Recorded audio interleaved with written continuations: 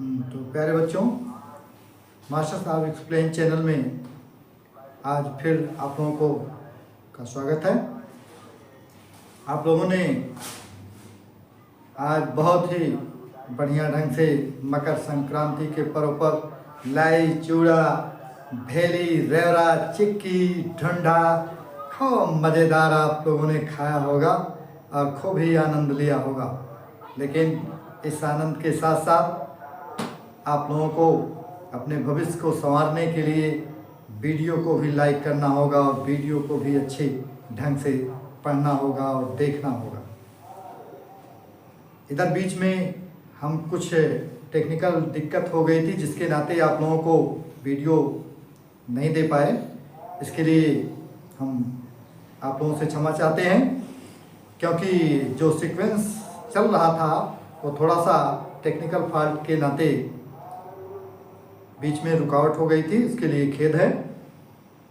और आज जिस जोश खरोश में आप लोगों ने लाई, चना, चूड़ा, रेवड़ा इस तरह से खूब मज़े से सुबह से ही मकर संक्रांति कोई हाय, कोई बधाई, कोई जो है सुखमय जीवन, जैसे मैसेज आप लोगों ने पढ़ा और एक दूसरे से बहुत अच्छे अंदाज में आप लोगों ने शेयर किया। मकर संक्रांति की बधाई, मकर संक्रांति की बधाई, मकर संक्रांति की शुभ कामना। तो आप लोगों ने खूब बढ़िया ढंग से खाया लाई, चूड़ा और रेवड़ा। अब हम लोग ये चाहते हैं कि जिस तरह से आप लोगों ने अच्छे ढंग से खाया, उसी तरह से आज हम लोग एक नए टॉपिक के साथ शुरुआत करते हैं कि वास्तव में मनुष्य का पाचन तंत्र कैसे खाया, कैसे पिया, कैसे पचाया, इसके बारे में थोड़ा सा हम लोग अध्ययन करेंगे। क्योंकि आज खाने का ही दिन था और आप लोगों ने खूब काट पीस करके, कूच काच करके, दांतों से पीस करके, सलाइवा लार को मिला करके और खूब मज़े से आप लोगों ने खाया। तो हम लोग जब पाचन तंत्र की बात करते हैं तो इस पाचन तंत्र में 3 चीज़ें महत्वपूर्ण होती हैं। पहली चीज़ तो ये होती है कि पाचन तंत्र का रॉ मटेरियल क्या है, कच्चा पदार्थ क्या है। और दूसरी टेक्निक ये है कि इससे संबंधित कौन कौन से अंग हैं। और तीसरी जो टॉपिक होती है वो है मैकेनिज्म या क्रियाविधि। यानी कहने का मतलब कि कौन कौन से कच्चे पदार्थ हैं जिसको लेकर के हम लोग किन किन अंगों के द्वारा खाते हैं, पीते हैं, पचाते हैं और उसकी मैकेनिज्म क्रियाविधि क्या होती है, इसके बारे में हम लोग अध्ययन करेंगे।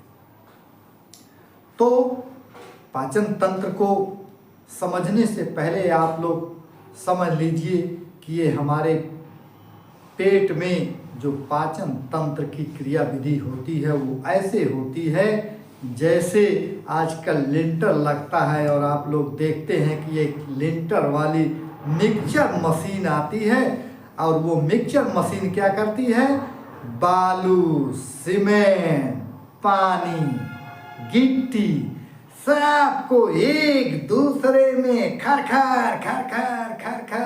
खर इस तरह से मिक्सचर बना देती है। और मिक्सचर बना करके उसको जो है पता चलता है कि छत जहाँ ढालना है वहाँ ले जा कर के लिफ्ट मशीन और पूरे मिक्सचर को उड़ेल देती है। उसी तरह से हमारे पेट में तमाम प्रकार के रॉ मटेरियल्स, कच्चे पदार्थ हैं। जैसे आप लोगों ने देखा कि दाल है, चावल है, सब्जी है, सलाद है, दूध है, पानी है, जितनी भी प्रकार के ये रॉ मटेरियल्स हैं वो वैसे ही हैं जैसे हम एक मिक्सचर मशीन में पानी, सीमेंट, बालू, गिट्टी सबको मिक्सचर करके और इस तरह से लिंटर ढाल देते हैं। तो जब हम इन रॉ मटेरियल्स के बारे में अध्ययन करते हैं तो पता चलता है कि जिसको हम व्यवहारिक रूप में दाल चावल सब्जी सलाद दूध कहते हैं, इसको वास्तव में रासायनिक भाषा में हम क्या कहते हैं। तो इस रासायनिक भाषा में जानने के लिए हम लोग आते हैं इस टॉपिक पर, भोजन के अवयव, कंपोनेंट्स ऑफ फूड। ये भोजन के अवयव जिसको हम सभी लोग डेली इस्तेमाल करते हैं, खाते हैं, परंतु इसके रासायनिक भाग को, इसके रसायन की दृष्टि से इन अवयव को क्या क्या कहते हैं। तो इसमें पहला चीज है कार्बोहाइड्रेट।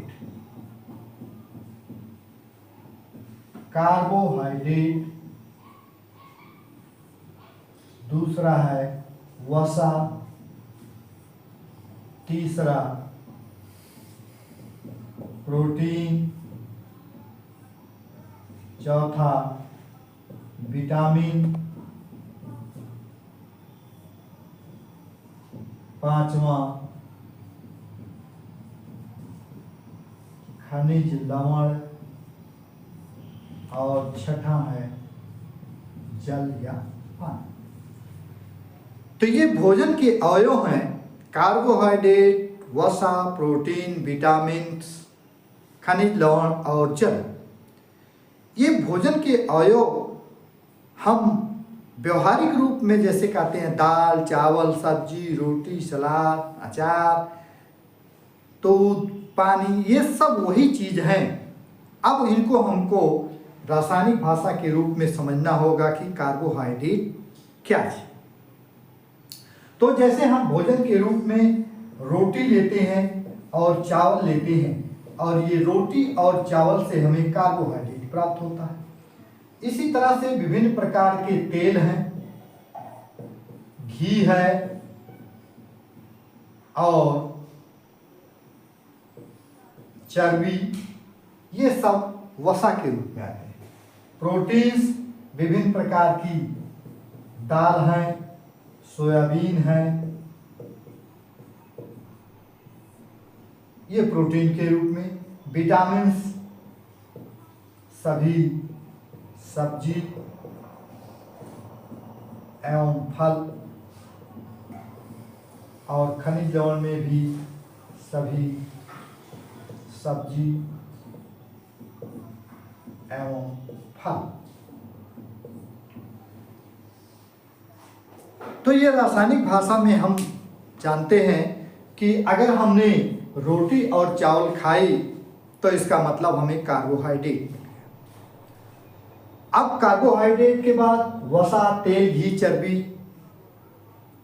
शाकाहारी मांसाहारी तमाम प्रकार के लोग हैं, तो जितने भी प्रकार की मछली है, दूध है, ये सब चीज़ें जो चर्बी वाली घी है, सब के सब जो है ये वसा के रूप में आते हैं। प्रोटीन सभी प्रकार की दालें हैं, सोयाबीन है, दूध है, ये सब प्रोटीन के अवयव हैं। इसी तरह से विटामिन सभी सब्जी और फल हैं, और मिनरल्स में भी सभी प्रकार की सब्जी और फल आते हैं। तो ये सबको हम सम्मिलित रूप से भोजन कहते हैं, और इस भोजन में सारी चीज़ें हम प्रतिदिन खाते हैं। तो अब ये सब चीज़ें हम खाते हैं, अब खाने में हम जो इस्तेमाल करते हैं वो सबसे पहले हम क्या करते हैं कि भोजन को अपने मुख में डाल करके, और जिसको कवर के रूप में हम कहते हैं, एक कवर भोजन लिए और तो भोजन के रूप में जो कवर को हम मुंह में लेते हैं, तो इस मुंह में लेने से हम देखते हैं कि मुंह में हमारा दांत है, लार है, जीभ है, तालू है, इस तरह से सब लोग मदद करके उस भोजन को काटने, पीसने, चबाने का काम करते हैं। कितना मजा आया होगा आज जब खाए होंगे बादशाह वाली लाई, चुरमुर चुरमुर चुरमुर, उसके साथ टिक्की और रेवड़ा। तो ये कैसे आप लोगों ने दाने को चबाया, खाया, पीसा, काटा, उसी तरह से सब भोजन के अवयव को आप लोग पहले माध्यम से first organs of the digestive system is known as mouth. जो हमारा मुंह है ये डाइजेस्टिव सिस्टम का, पाचन तंत्र का पहला अंग है। इस मुख में तमाम प्रकार के अंग हैं। जैसे पहले तो आपने ओठ को ही खोला, ओठ को जब आपने खोला तो आपके दांत दिखाई दिए, दांत को आपने खोला तो जीभ दिखाई दी, जीभ को आपने खोला तो निगल द्वार दिखाई दिया, ऊपर नीचे तालू, तालू बारे तालू, तालू वैसे ही काम करता है जैसे आप किसी लकड़ी को टंगारी से उसको चीरते हैं, फाड़ते हैं, तो आप देखते हैं कि अगर जमीन वहाँ दलदल है तो मिट्टी को मारते हैं टंगारी से और धम करके लकड़ी नहीं फाड़ती है। लेकिन उसी लकड़ी को किसी लकड़ी के ऊपर रख देते हैं या किसी पत्थर के ऊपर या किसी ईंटे के ऊपर ठोस जगह रख देते हैं और तब टंगारी मारते हैं तो कार से लकड़ी फाट जाती है। वैसे ही ऊपर और नीचे का जो हमारा तालू है, ये तालू क्या करता है कि जब हम भोजन को काटने पीसने के लिए दाबते हैं तो तालू भी मजबूती से काम करता है और भोजन को हम काट पीस देते हैं। तो ऊपरी ओठ और निचली ओठ देख रहे हैं आप लोग, जीभ है, उसके बाद ये दांत है। दांत को हम कहते हैं दंत सूत्र के रूप में, डेंटल फार्मूला। फिर एक बार आप लोगों को हम टैक्सोनॉमी से चले आए, फ्लोरल फार्मूला, यहाँ डेंटल फार्मूला। आप भी कहते होंगे कि ये कैसा मास्टर है भाई, केमिस्ट्री में तो फार्मूला था, ये बायोलॉजी में फार्मूला का फार्मूला, फार्मूला का formula, A number of formula compromise in this topic. तो ये डेंटल फार्मूला है, दंत सूत्र जिसे कहते हैं। और इस दंत सूत्र को कंपटीशन की परीक्षाओं में अक्सर पूछा जाता है कि मनुष्य का दंत सूत्र क्या है। वेरी वेरी इंपॉर्टेंट फॉर दंत सूत्र। तो ये दंत सूत्र जो होता है, दंत सूत्र मनुष्य का ये होता है 21-23। 21-23 ये टेक्निक है प्यारे बच्चों याद करने की, क्योंकि ये कंपटीशन की परीक्षाओं में अक्सर पूछा जाता है कि दंत सूत्र क्या है। तो 21-23 अगर दिमाग में आप याद कर लेंगे, पूरे इसके बारे में आपको नहीं पता है लेकिन फिर भी ये याद कर लेंगे 21-23 दंत सूत्र क्या है। तो 21-23 हमने बटे कर दिया। आप सोचेंगे कि बटे क्यों कर रहे हैं, तो बायोलॉजी पढ़ा रहे हैं, यहाँ बटे, यहाँ मैथ वाली चीज़ कहाँ से आ गई।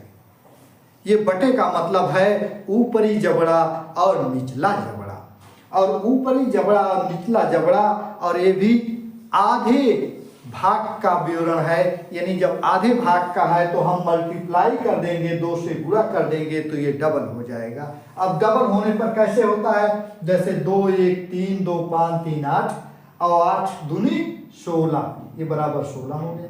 उसी तरह से नीचे का भी हो गया 16, तो 16 16 32 दांत होते हैं।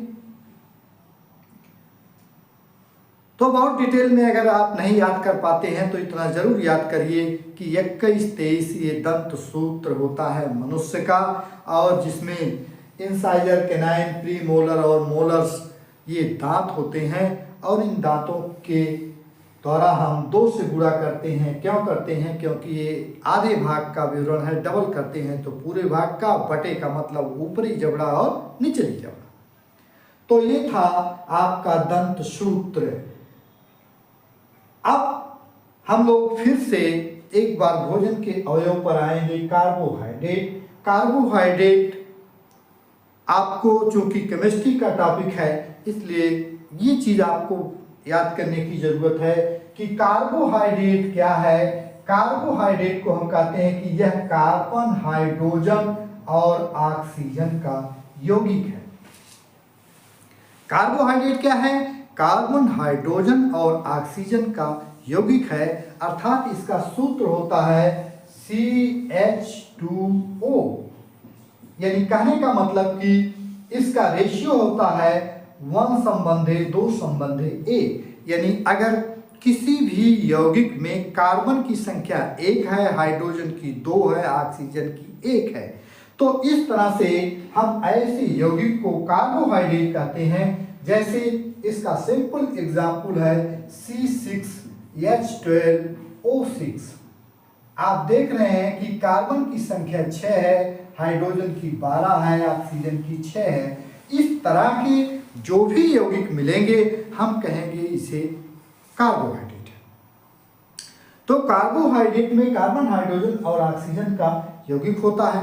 अब ये कार्बोहाइड्रेट के कई प्रकार होते हैं, monosaccharide, disaccharide, polysaccharides. Monosaccharide, mono means होता है सिंगल, सैकेराइड मीन्स शर्करा, अर्थात ऐसे कार्बोहाइड्रेट का प्रकार जिसमें शर्करा की संख्या 1 होती है उसे हम मोनोसैकेराइड्स कहते हैं। इसी तरह से डाइसैकेराइड्स अर्थात ऐसे कार्बोहाइड्रेट्स का प्रकार जिसमें सैकेराइड या शर्करा की संख्या 2 होती है उसे हम डाइसैकेराइड्स कहते हैं। तथा ऐसे कार्बोहाइड्रेट जिसमें सैकेराइड या शर्करा की संख्या 2 से अधिक होती है उसे हम कहते हैं पॉलीसैकेराइड।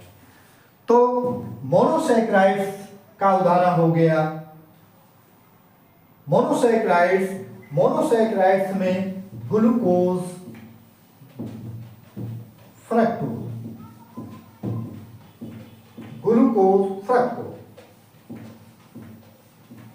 और डाइसैकेराइड्स में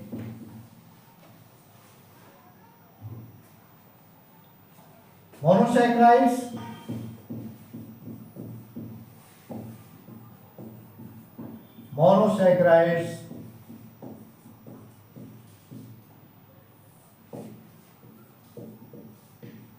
ग्लूकोज,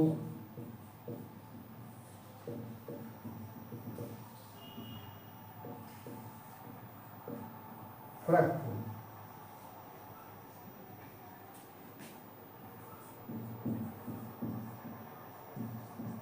डाइसैकेराइड्स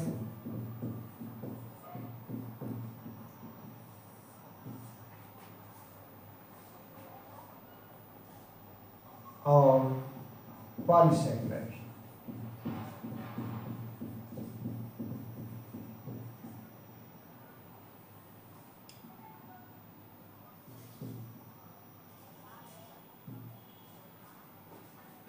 पॉलीसैकेराइड्स में सेलुलोज है,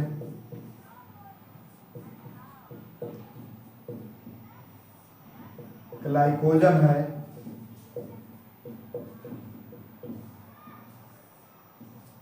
डाइसैकेराइड्स में लैक्टोज है,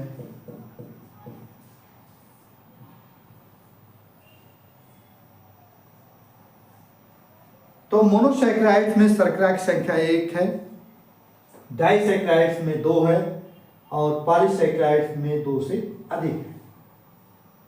तो इस तरह से हम लोग कार्बोहाइड्रेट्स, आप लोग देखते हैं कि ग्लूकोज, आपको कोई दिक्कत होती है, शरीर में थकावट, कमजोरी होती है तो तुरंत आपको ग्लूकोज दिया जाता है क्योंकि ये तुरंत एनर्जी आपको देगा। ये मोनोसैकेराइड्स है। डाइसैकेराइड्स हैं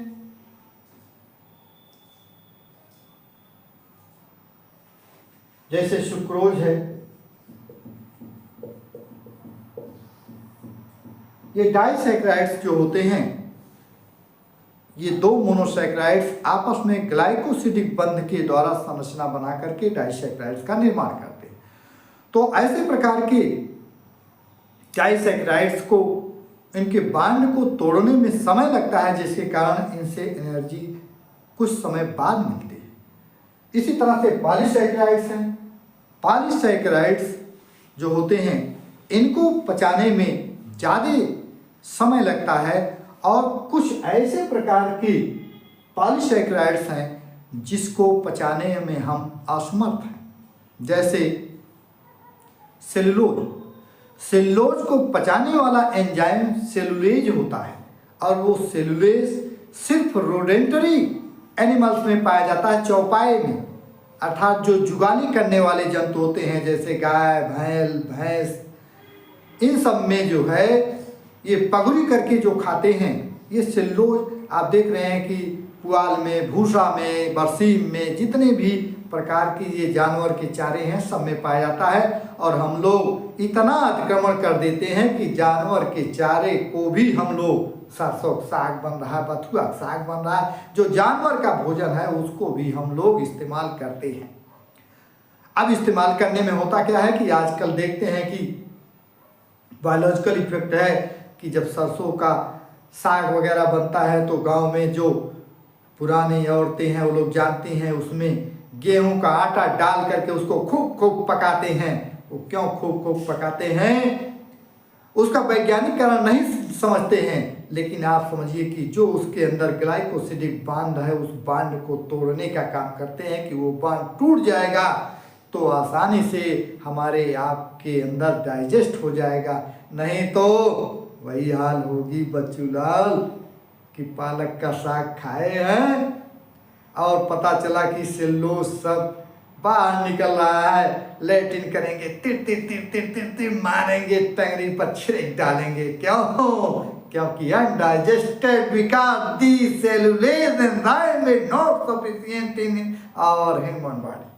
ह्यूमन बॉडी में सेलुलोज को पचाने वाला सेलुलेज एंजाइम नहीं पाया जाता है, इसीलिए जो है सेलुलोज को पुरानी औरतें जो हैं उसको खूब खूब आटा डाल करके पका करके जो है साग को तब जो है इस्तेमाल में लाते हैं।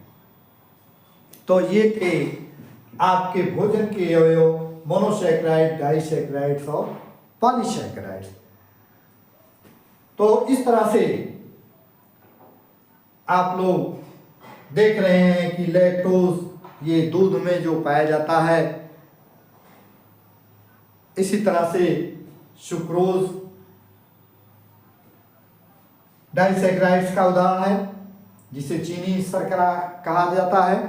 तो इसमें दो इकाई होती है, एक ग्लूकोज होता है, एक फ्रक्टोज होता है।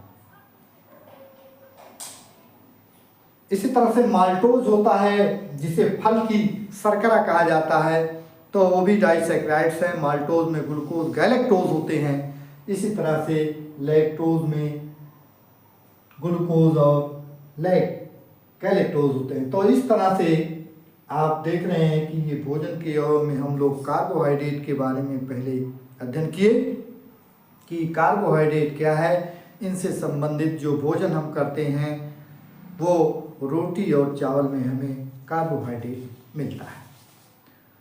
तो कार्बोहाइड्रेट अभी हम लोग बताए कि भोजन को हम लोग जब मुंह से काट पीस करके दांत की मदद से इसमें सलाइवा या लार मिलाते हैं तो वो भोजन बन जाता है बोलस। क्या बन जाता है? बोलस। भोजन प्लस लार ये बन जाता है बोलस। आप शीशे में इस तरह से देखेंगे तो दो निगलदार दिखाई देता है, उतने पतले छिद से आप भोजन को तालू की मदद से काट पीस करके आप लुगदी उसको बना देते हैं सान करके, और उससे आसानी से अंदर प्रवेश करता है। मुख ग्रासन गुहिका के बाद आमाशय से जो ग्रास नाल होती है, ये ग्रास नाल आइसोफेगस जो होती है ये लगभग 1 फुट की होती है और इसमें जो है इस पतली नली से भोजन जो है खिसकते हुए आगे जो है आमाशय तक पहुंचता है। आमाशय में जाने के बाद अब इसके बाद इसकी वही हाल होती है जैसे धोबी घाट पर जो है कपड़ा धोता है धोबी, अटक पटक कर उसी तरह से भोजन को खूब जो है इसमें HCl हाइड्रोक्लोरिक अम्ल जो होता है आमाशय में, ये भोजन पर लगता है और ये भोजन को क्या करता है कि सड़ने से बचाता है। भोजन को सड़ने से बचाता है, मतलब फ्रीज का काम करता है। आप लोग जैसे भोजन को फ्रिज में रख दिए, अब कह दिए चलिए कल खाएंगे परसों खाएंगे, उसी तरह से यह सीएल।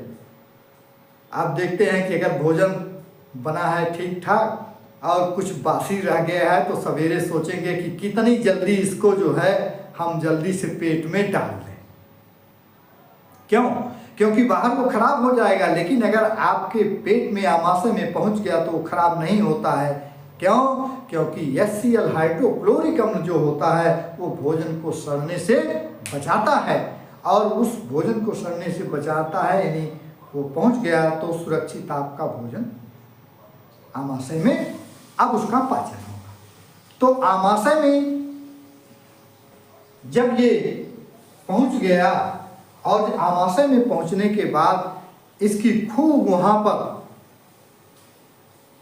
एंजाइम्स में खूब सन जाता है, और जब एंजाइम्स में सन जाता है तो एंजाइम्स में सन करके जैसे ये छोटी आंत में प्रवेश करता है तब इसका नाम हो जाता है काइम। काइम यानी भोजन लार से मिला तो बोलस, और बोलस एंजाइम से मिल गया तो हो गया उसका नाम काइम। तो ये 3 से 4 घंटे तक भोजन आमाशय में खूब इसकी पेरिस्टाल्सिस और चर्न मूवमेंट्स होती हैं, क्रमाकुंचन और मंथन गतियां होती हैं, खूब इसमें गति होती है। जैसे जितनी गति होती है उतनी ही ज़्यादा एंजाइम स्रावित होकर के भोजन के ऊपर लग जाते हैं, और भोजन में पाए जाने वाले अवयव के हिसाब से कार्बोहाइड्रेट को पचाने वाले, प्रोटीन को पचाने वाले, वसा को पचाने वाले, ये तमाम प्रकार के एंजाइम्स जो है उस पर कार्य करना शुरू कर देते हैं, और 3 से 4 घंटे तक ये काइम बन जाता है। काइम बनने के बाद तब ये छोटी आंत में प्रवेश करता है। तो ये आज आप लोगों का एटेंडम टॉपिक था कि कैसे आप लोगों ने लाई चूड़ा को, रेवड़ा को खाया। इसके हिसाब से आप लोगों को थोड़ा से हम आज बहुत दिनों के बाद इस टॉपिक को शुरू किया, तो आप लोग कम से कम आज इस टॉपिक में इतना ज़रूर याद रखिए कि दंत सूत्र क्या है, और ये दंत सूत्र 21-23 जरूर याद करिएगा, क्योंकि कंपटीशन की परीक्षाओं में मनुष्य का दंत सूत्र पूछा जाता है। और दंत सूत्र के साथ साथ इतना चीज़ आप जरूर याद रखिए कि किसी भी सिस्टम या तंत्र को पढ़ने के लिए उसके रॉ मटेरियल्स क्या हैं, कच्चे पदार्थ क्या हैं, और उनसे संबंधित कौन कौन से अंग हैं, और इन अंगों की क्या मैकेनिज्म है, क्या क्रिया विधि है। तो आज के टॉपिक में इतना ही। आप लोग वीडियो को लाइक करिए, अच्छे ढंग से शेयर करिए, और ज़्यादा से ज़्यादा लोगों को मेरी बताने का प्रयास करिए कि ऑनलाइन क्लास आपको निःशुल्क मिल रहा है। आप लोग चैनल को सब्सक्राइब करके और अच्छी से अच्छी तैयारी करिए। धन्यवाद।